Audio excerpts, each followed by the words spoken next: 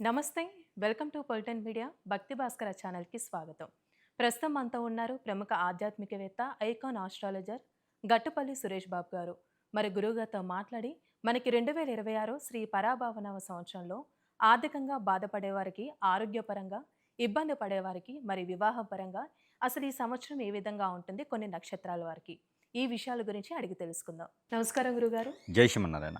గురుగారు, 2026 శ్రీ పరాభావన సంవత్సరంలో ఆరుద్ర నక్షత్రం వారకండి అసలు ఏ విధంగా ఉంటుంది? ఈ నక్షత్రానికి సంబంధించి కొంచెం శివుడికి కూడా ఇష్టమని అంటూ ఉంటాము. ఆ రోజు చాలా ప్రత్యేకంగా పూజలు కూడా చేస్తూ ఉంటారు కాబట్టి తెలియచేయండి. మనకి ఆదికేశవులు అంటారు. ఆదికేశవులు అంటే అంతం లేనటువంటిది, ప్రపంచాన్ని ఏలేటువంటి వాడిది ఆదికేశవులు అంటారనమాట. ఆది అంటే అంతం లేనిది అని. కాబట్టి ఆ ఆరుద్ర నక్షత్రం రోజున ఏదైనా మొదలుపెట్టినా, ఏదైనా సరే మనం చేయాల్సినటువంటి కార్యక్రమాలు చేసుకున్నా కూడా అది చాలా బాగా ఇదేలాగా ఉంటుంది. అది బాగా వృత్తిలోకి వచ్చేలా ఉంటుందన్నమాట. అందుకని వ్యాపారాలు ఏదైనా మొదలు పెట్టాలంటే ఆరుద్ర నక్షత్రం రోజున మొదలుపెట్టమని చెప్తారు. అలానే ఆరుద్ర నక్షత్రం రోజు మరొక విషయం ఏంటంటే కనుక, కొత్తగా ఎవరికైనా పెళ్ళి అయ్యి ఉందనుకోండి, ఆ పెళ్ళైన దంపతులని ఒకటిగా చేసేటువంటి దినం కూడా అదే రోజు పెట్టుకోవచ్చు. దినం అంటే రోజు. ఆ రోజు కూడా ఆరుద్ర నక్షత్రం రోజున మనకి ఏదైనా కార్యక్రమం చేసుకునేదానికి పెట్టుకున్నట్టయితే కనుక ఖచ్చితంగా వారికి సంవత్సరం తిరగముందే పిల్లలు పుట్టేదానికి కనిపిస్తుంటుంది.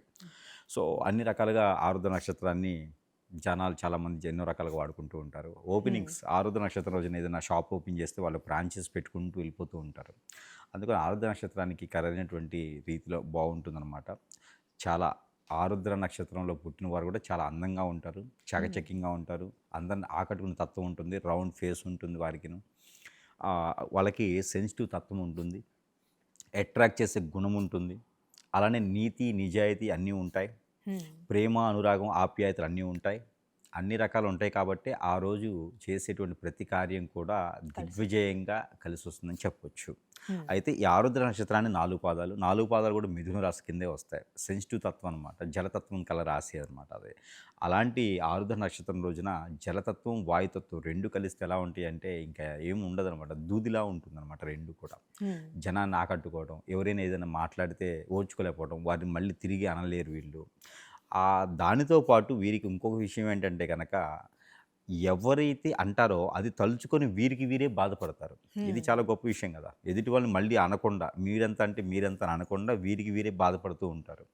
అవకాశం సందర్భం వచ్చినప్పుడు మాత్రమే మాట్లాడుతూ ఉంటారు.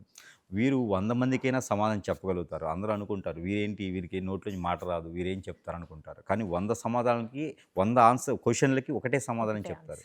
అది వీరు వెతుక్కోవాలి ఎక్కడి నుంచి ఎక్కడికి ఉందా అని. అంత బాగా ఆలోచించగలటువంటి నక్షత్రం. ఇక ఆరుద్ర నక్షత్రం వారు పాలిటిక్స్‌లోను, సినీ ఫీల్డ్‌లోను, వ్యాపార అభివృద్ధి చేసే వాటిల్లో ముఖ్యంగా నడుం కట్టి ఉంటారు.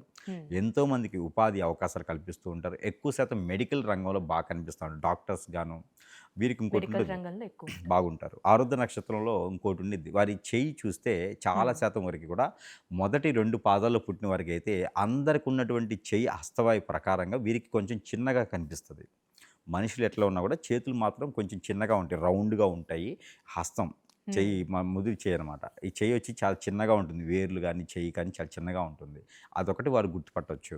ఈ ఆరుద్ర నక్షత్రంలో పుట్టిన వారికి మరొక విషయం ఏంటంటే కనుక, వారు డాక్టర్గా కనుక ప్రయత్నం చేస్తే ఖచ్చితంగా నేషనల్ లెవెల్లోనే మంచి పేరు ప్రఖ్యాత పొంచేలా కనిపిస్తూ ఉంటుంది అనమాట. వీరు దాంట్లో బాగా రాణిస్తూ ఉంటారు. అలాంటి వారికి ఈ యొక్క పరాభనామ సంవత్సరం ఎలా ఉండబోతుంది అంటే ఆర్థికంగా కూడా ఎలా ఉండొచ్చండి మరి వాళ్ళకి? ఇక వీరికి ఆర్థికంగా అంటే ఎలా నష్టపోతారంటే, ఎవరో వస్తారు, వీరిని నమ్మిస్తారు. వీరికి ఉన్నటువంటి మైండ్ సెట్‌ని గనక ఎవరైనా క్యాచ్ చేశారు అంటే, వీరు ఆటోమేటిక్‌గా బోళాశంకర్ లాంటి వారు, ఆరుద్ర నక్షత్రం వారు.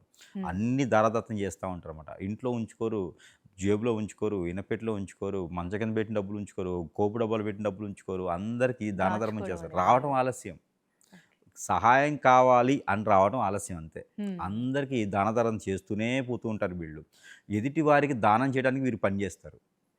కాబట్టి ఆరుద్ర నక్షత్రం వాళ్ళు అంత మంచివారనమాట. అలాంటి వారు దొరికితే సంసారం, కుటుంబం, జీవితం అంతా కూడా సుసంపన్నంగా ఉంటుంది.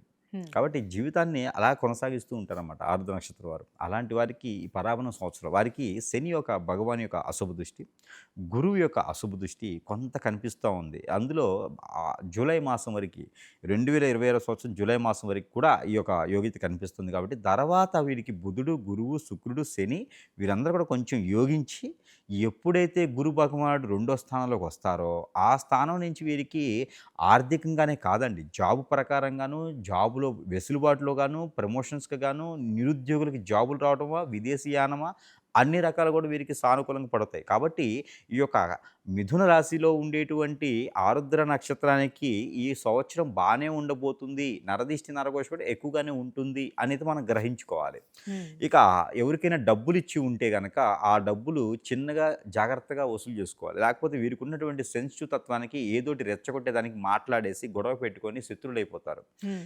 శత్రువులైపోయేసి ఎక్కడికో దగ్గరికి వెళ్ళేసి వీరు నాశనం అవ్వాలని చెప్పేసి డబ్బులిచ్చి మరీ కొట్టకొచ్చుకున్నారనమాట. వీరు నాశనం అవ్వాలి, వీరు ఇబ్బంది పడిపోవాలి అని చెప్పి అష్టదిగ్బంధనం చేపిస్తారు. దాంతో మనం అనుకున్న పనులు ముందుకు వెళ్ళవు. వీరికి ఇంకోటేంటంటే లవ్ మ్యారేజెస్ వీరికి సక్సెస్ అవ్వవు. హ్మ్. వీరికి లవ్ ఉంటుంది. కానీ లవ్ మ్యారేజ్ దాకా వెళ్ళదు. ఒకవేళ పెళ్లి చేసుకున్నా కూడా వారికి పెళ్ళికి ముందు ఉన్నటువంటిది అట్రాక్షన్. పెళ్లి తర్వాత ఉండాల్సింది బంధం, బాంధవ్యం, బాధ్యత. బాధ్యత. ఇవన్నీ కూడా వారిలో లోపించేసి ఆ బంధానికి కొంచెం వీడ్కోలు పడికేలాగా త్వరగా కోర్టు మెట్లెక్కేలా కనిపిస్తుంది కాబట్టి హ్మ్. తుమ్మితే ఊడే ముక్కులా ఉంటది లవ్ మ్యారేజెస్. ఎక్కడో ఒకటి నూటికో, కోటికో అయి సక్సెస్ అవుతుంటే అవి కూడా తుమ్మితే ఊడే ముక్కులా ఉంటాయి తప్పితే అవి లవ్ అనేది అంతగా సక్సెస్ అవ్వదు. పెళ్లి అయ్యేదాకా కూడా లవ్ ఉంటుంది. పెళ్లి అయిన తర్వాత పెళ్లిలోనే జీవితం ఉంటుంది. అవును. ఇక ఈ జీవితానికి వెళ్ళిపోతుంటారు. వీరి మ్యారేజ్ కూడా ఎలా ఉంటుందంటే అన్‌ఎక్స్‌పెక్టెడ్‌గా ఉంటుంది. హ్మ్. ఇక అనుకోరు.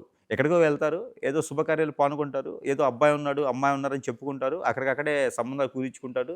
నెక్స్ట్ ఒక 1 వీక్, 10 రోజుల్లోనే పెళ్లనుకుంటారు. హ్మ్.